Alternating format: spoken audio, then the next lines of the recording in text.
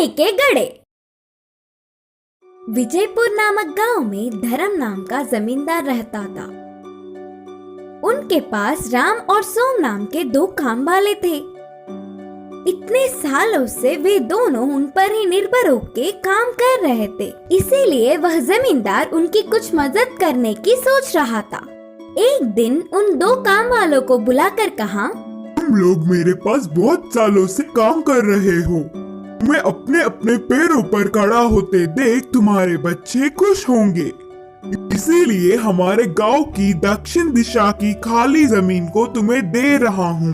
तुम लोगों से जितना हो सके उतना लेकर खेती कर लो। इधर के पेड़ों और पत्थरों को हटाने में तो थोड़ा समय लग ही जाएगा, इसीलिए 5 साल तक तुम्हारा कर्ज भी माफ कर रहा हूँ। बोलकर जमींदार ने कहा।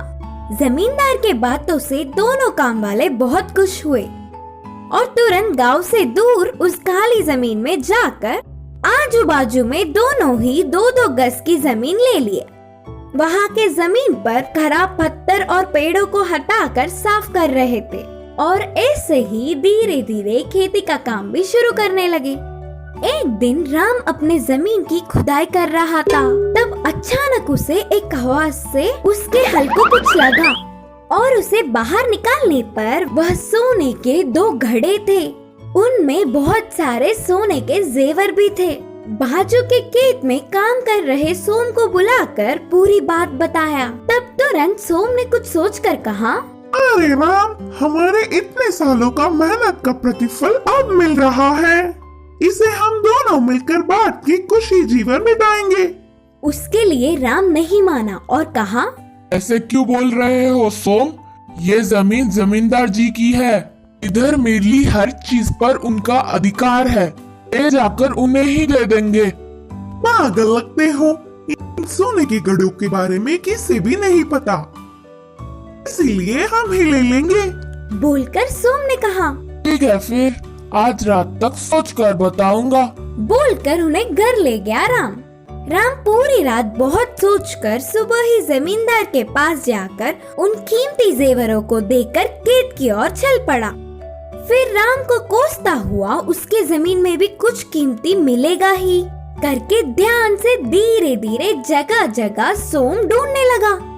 उसकी सोच के मुताबिक ही दोनों सोने के घड़े उसे भी मिले और सोम की खुशी का हद ही नहीं रहा। बाजू के खेत के राम को यह बात पता ना चले, इसका ध्यान रखा और उन्हें घर ले जाकर छुपा दिया। वह पूरी रात सोम को नींद ही नहीं आई।